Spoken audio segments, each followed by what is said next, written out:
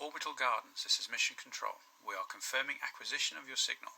You are live in 5, 4, 3, 2... Hello and welcome to episode 12 of Gardeners of the Galaxy, a podcast for all of the sentient beings in the universe who have a passion for plants. I am Emma the Space Gardener and I will be your host as we explore gardening on Earth and beyond.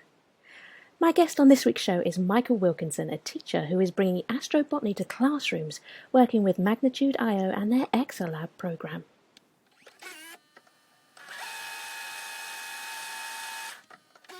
Hi Michael, thank you for coming on the show today. Oh, hi Emma, it's a real pleasure to join you. So, you've got a really exciting job. You're Director of Education and a Lead Principal Investigator at Magnitude.io. Can you tell us a little bit about what you do? Yeah. It's like, for me, it's the perfect blend of science and education. I get to do basic research and I get to develop curriculum and support teachers around the world. And I'm a full-time teacher as well. I teach fourth graders maths and science. So, of course, they become my lab assistants, which is a little tricky in the pandemic, but, we're making do. They took all their plants home last week in anticipation that they wouldn't be back face to face for some time. We'll see what actually happens, but, most of their plants survived. So what do I do from Magnitude, is a small startup in Berkeley, California. And the idea is to distribute the science. As you know, and some of your listeners probably know, it's very expensive to send science to space. Yeah. It's very competitive, and it's not really something that most schools can easily do. So what we did is we created this platform that's a 2U lab that is an analog of our flight experiment, and the classrooms actually have their own version of the lab, and then through the web interface, they can observe their lab as well as the one that's on orbit, and then they are part of our data collection. So while they're not sending their very own experiment to space, they are part of a space flight experience. And an important part of that because they're collecting the ground control data. Yeah. And so all of the classrooms who participate with us are co-investigators. That's brilliant. So as the Director of Education, I oversee the curriculum development to make sure things are pedagogically sound, as well as scientifically valid, and giving teachers the resources they need to be able to implement this kind of work within their classroom. We try to align all of our lessons to the NGSS standards so that teachers don't have such a hard time trying to integrate it.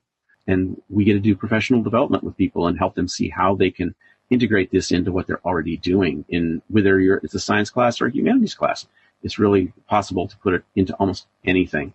And so that's, the education side. And then as a PI side, the design of the experiment and carrying out all the ground control trials, working with our spaceflight provider, Space Tango, to design the hardware and the flight protocols. So it's, which sounds like a lot, but it's, I love it.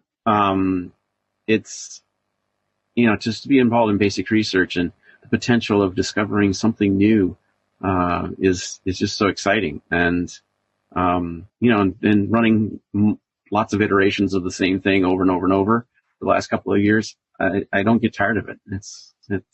I love to look at the data and play around with it. I just finished a data literacy class with my fourth graders, and it's just we had so much fun looking at, it was a silly graph about, paper towel purchases over the last year. And, up to in March, the U.S. was over 150% above the nominal purchases, which is, and then so they were telling me stories about how, they were building forts out of the paper towel packages and thrones and all, they had things stashed everywhere in their little Manhattan apartments. Wow. So that's kind of what my, that's kind of what I get to do. And I get to work with this great team of other educators, my co-PIs, we call them the Magnitude PIs. And they're all fabulous teachers in their own rights. Many of them have spaceflight experience, through other programs, not just through the Magnitude ExoLab. So there's just, it's this incredibly wonderful group of people to work with. Fabulous. I want to come play. So one quick question. You mentioned that the ExoLab is a 2U unit. Yes, excuse me. I threw in the vernacular there and did that. Bad boy. Yeah, 2U. So a 1U lab is based on, back in the Cube Lab days, it's a 10 by 10 by 10 centimeter cube, so 1,000 cubic centimeters, or 1 liter.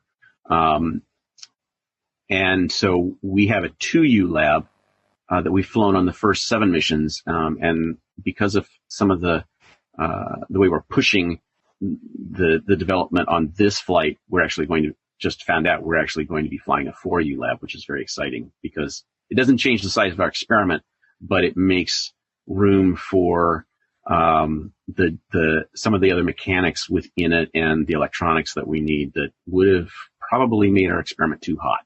So that's kind of an exciting development. It has a little bit of airspace that we wouldn't have had.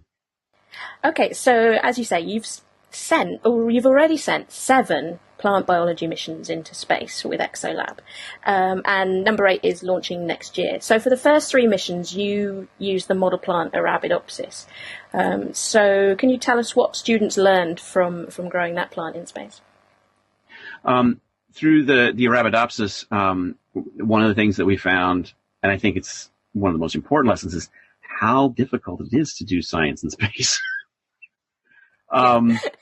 Our first flight, I think we were at 35C, and Arabidopsis do not like that environment. They don't grow very well at that. And so what it did is it opened us up to this whole opportunity of design challenges with students. Okay, so we've got this issue of it's too hot. How can we mitigate this? These are our limitations. What can we do? Yeah. So it was this great design engineering experiment. Students were able to try to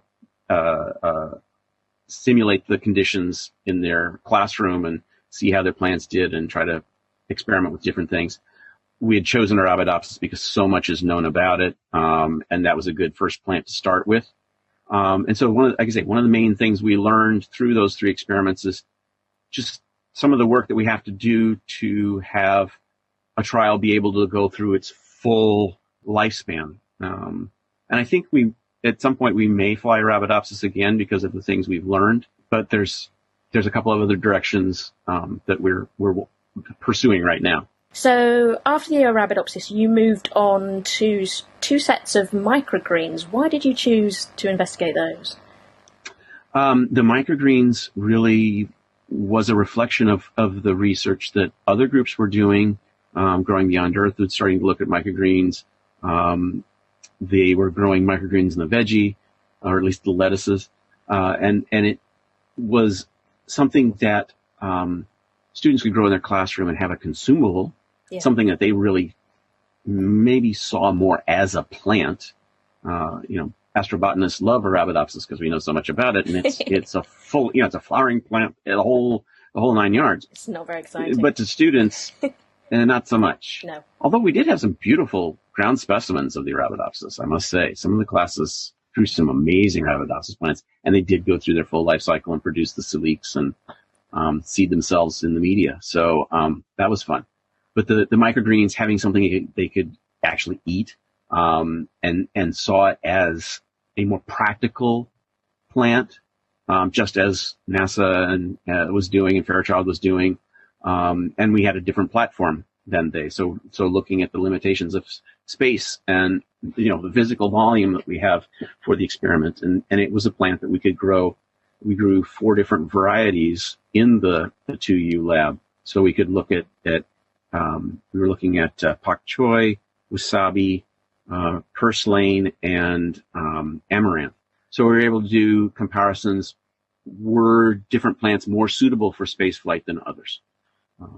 So that is why we went that direction with those 2 labs. And did you find that one of them was a star microgreen for space, or were they all good? Well, I mean, pak choi certainly germinates pretty easily, and you can pretty readily get it to a usable microgreen. Students found, we got to figure out how to make this wasabi work because it adds the spice that we need to our salads, as did the amaranth. Purslane was really tricky, and I was actually surprised because it being more of a succulent, I thought it would do better. But it was very difficult to get to grow well in all conditions. I've tried growing purslane in my hydroponic system, and it just turned into a sprawling mess. It was really not very friendly. Yeah.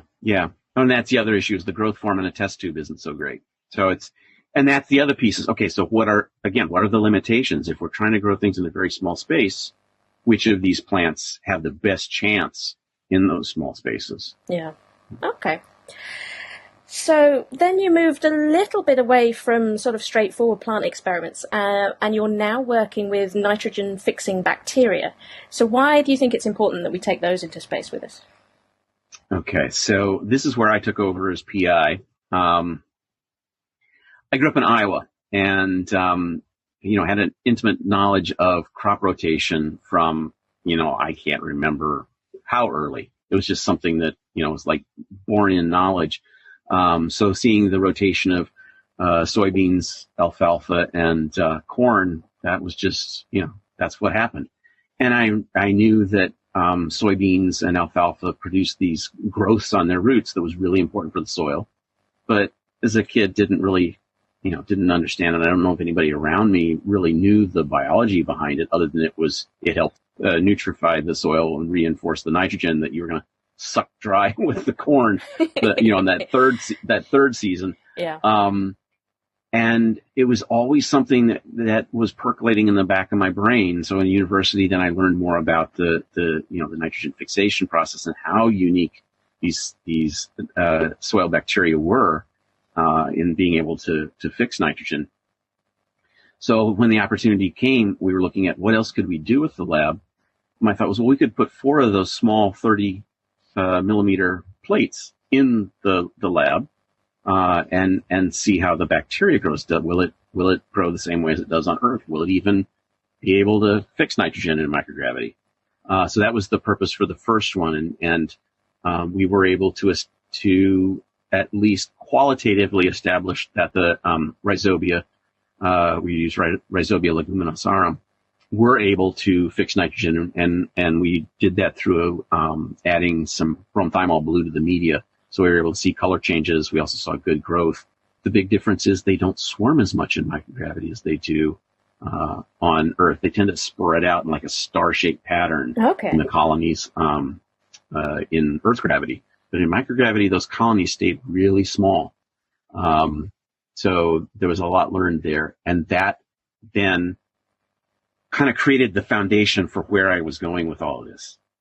If we're going to farm in space, we can't take ammonia. That's not going to work. It's really expensive up mass-wise and resource-wise and energy-wise to produce nitrates and nitrites in situ. Not very safe either. Yeah, and I mean, all you need to do is see the explosion this past summer in Lebanon to know that's not a good idea. So we've got to have a biological solution. Yeah. And so then immediately my farm boy brain clicked on and said, wait a minute, there's this thing that we can do with legumes. So my hypothesis is we can use clover as a pioneer plant, and with its rhizobia symbiont, and start to establish a soil from regolith. And after a couple of generations of that, we should have something viable that we could then run larger legumes like my first choice are cowpeas, because they're so resistant to so many issues that we face in spaceflight, heat and the moisture issues, and they're, I love black eyed peas. I got all kinds of recipes I can share anytime. And so it'd be something, nutritious, tasty. The sprouts we can eat, lots of possibilities in terms of a food source. Yeah. And then we can end up growing Jacob's peppers and, the Chimayo peppers. Oh, you mean Jacob Torres's peppers? Yeah. And we can grow some grains, and we won't just be eating microgreens and legumes. That might get a bit. So that to me is very exciting. That I think there's a real potential to produce a viable soil out of regolith. Yeah. And if we can do that in space, we can definitely reclaim lost arable land on this planet and address the issues of world hunger that are only getting worse. Yeah. And be able to produce a high quality plant-based proteins. And I love some of your past guests with the duckweed and things like I'm trying to grow some duckweed right now. As she inspired me on that one. I'm not having so much luck in the germination process yet, so I'm not doing something right. But like all good science, it'll come. And then we got radishes and all these things that they're going to require a good nitrogen base. They are. So that's why going to legumes. We chose clover as a model organism because of its size. We're growing growing them in 50 milliliter test tubes, and close to half of that has to be the media. Yeah. So that's our model in our small lab, and then if that goes well, then maybe we can get into the APH or veggie and grow some cowpeas. That would be awesome.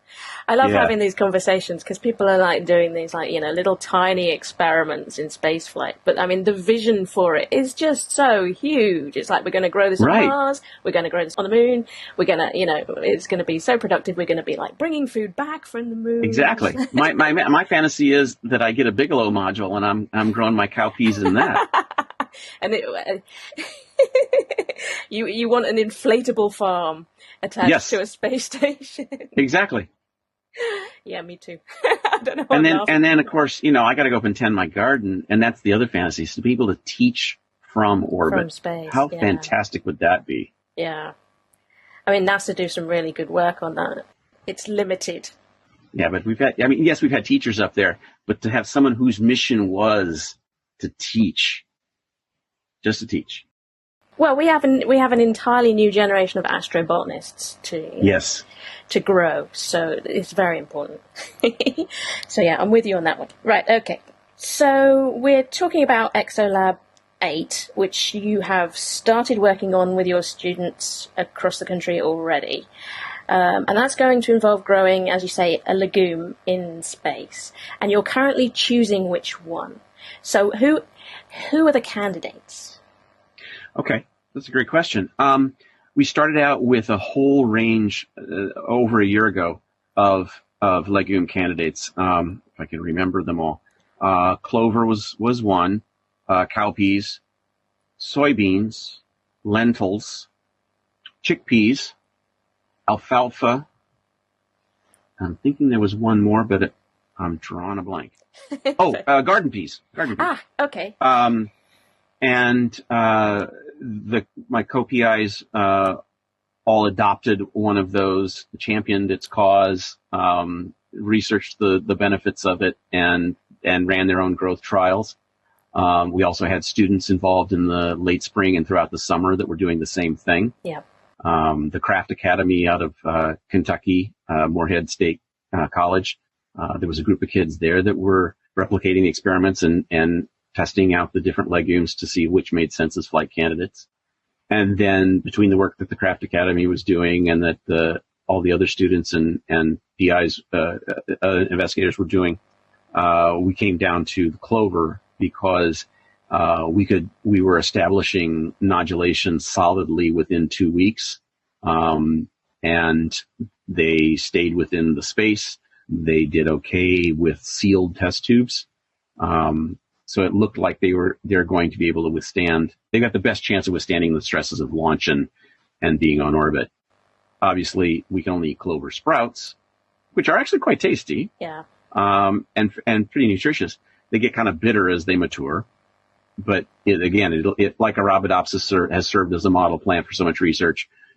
I think the clover for our legume research is a good model, and then hopefully we can expand to larger plants. Okay, so you have picked your legume astronaut candidate. Our leguminaut is clover, Trifolium pratense, so the red clover. And when is it sort of scheduled to blast off, roughly? We're manifest for NG15, which is due to launch on February 1st. We'll see if we go that early or not. Yeah. But that's what we're targeted for right now. So the official ground trials in terms of curriculum for classrooms starts in January. They'll have a 4-week cycle to run their clover experiments, and then follow us through the flight, which will be 4 to 6 weeks of data collection. We'll preserve the specimens, and when SpaceX 22 comes back down, we'll have our flight specimens to do some microscopic analysis of the roots to confirm active nodulation. And then classes can follow us through that whole process as well and do their own post-flight or analysis of their ground trials. That's fabulous. I almost want to go back to school now so that I can, be a student in this era of space plants, because they just didn't really exist when I was at school. I know, right? Who even thought? I know. Kids these days get to send experiments into space. I'm like, why couldn't I do that? Yeah, except we were already supposed to have a colony on the moon by now, but other than that. Well, that's just politics. Yes. Okay, so when you launch your leguminaut, the clover, into space, it's going to have a virtual teacher blasting up alongside it. So how cool is that? So tell us about Astro Emoji. Okay, this is so fun. I was totally poo-pooing this in the beginning. So over the summer, if you're an educator, there's this craze of Bitmoji classrooms, and I was like, I don't get it. And then I started to realize there was a real application that with the pandemic, kids have got so much they don't know. They can't handle not knowing what's happening next in school. So using a Bitmoji classroom where they've got stuff that's predictable and constant and a place to refer to actually serves a great purpose. And I totally got sucked into it and use it myself in my classroom. And we developed a partnership with Bitmoji to create some Astro Emojis. So if you have Bitmoji and you just search space, you'll find yourself in your EMU and your EMU holding a plant, which I saw you found, Emma. I have my Astro Emoji. Or if you're a literary person, you can be floating around reading a book. And so we're inviting teachers to share their favorite Bitmoji, and we'll be selecting at random some lucky teacher to fly as a sticker on the outside of our 4U lab. That's so amazing. He or she will get to accompany the leguminauts, make sure that they're being pedagogically sound. And, so it's a fun way to engage people. It's like the thousands of people to throw their names in to fly on a microchip, just their name to just even on this last Dragon flight to get your virtual ticket. Yes, I got my virtual ticket. My name went to Mars with Perseverance. Excellent. My name is in space, even if I never get there. Right. So it's that thing of there is a piece of me out there, not just your imagination. And that's, I think, the thing that's so compelling. There's no shortage of awe and wonder. My pedagogical model in science with students is always, what do you notice? What do you wonder? And, we have hours and hours of conversation around that go somewhere. Yeah. Curiosity is our most valuable trait as far as I'm concerned. It really is. And that's why, our tagline at Magnitude is powered by curiosity. Right then. Okay, so we've talked about sending a little piece of ourselves out into the universe, but if you were able to take yourself off to a colony on the moon or on Mars, or if you've been listening to the show Venus. Yeah, that's interesting. Yeah, a floating colony on Venus. So wherever there is a colony for you to join, if you could only take one plant in your hand luggage on that trip, what would you choose and why? Okay. This is really hard. And unlike some people who, some of your past guests, I can't bring, my favorite houseplant here because I've gotten so involved in my experimental plants in my lab here at home. I don't have time to tend to houseplants. The best I do is growing some wheatgrass for my cats. So I think I'm going to count on the one or two guests who are taking jade plants that I can get a cutting from them. Okay. I like this idea of a meetup. We're all going to meet up in this colony in space. It's going to be wall-to-wall space gardeners. It would be like the best place ever. Yes, right? Yeah. It'd be outstanding. Fun. Yeah, outstanding. Okay, right. I'm going to have to go with agave. Okay. Why? Because the nectar, there's just so many uses for that, medicinal and otherwise. If I can grow the agave ball big enough, I can maybe go into tequila production. Yeah. You'd be very popular. we're going to need some flavors of ethanol to get through those long lunar nights or the cold Martian winters. Yeah, absolutely. So I think that's just, and it's a beautiful, hardy plant. And when they bloom, the blooms are, that flowering raceme is just so gorgeous. Good choice. So I think that's where I'm going to have to go, agave. Interesting. Okay, so we're going to need a bit of a desert habitat in this massive, great garden colony on Mars then. It's been a real pleasure having you on the show, Michael, so thank you for coming on and sharing your work with us and your fantasy space plant. That's awesome. Oh, thank you so much for the opportunity, Emma. It's a great pleasure, and it just feels like a real privilege to be able to share what I'm doing with your listeners. Thank you. Well, I wish you all the best for ExoLab 8. I'm sure everybody listening will be keeping their eyes glued to the launch schedule next year, and we'll watch your leguminaut fly. That'd be fantastic. Yes, please cheer us on. We will be cheering you on with our Astro Emojis. Yes, teachers, send in your Astro Emojis. I will put a link to all that in the show notes for people who want more information about creating their own Astro Emoji and sending them in to you for their chance to fly into space. Thank you, Emma.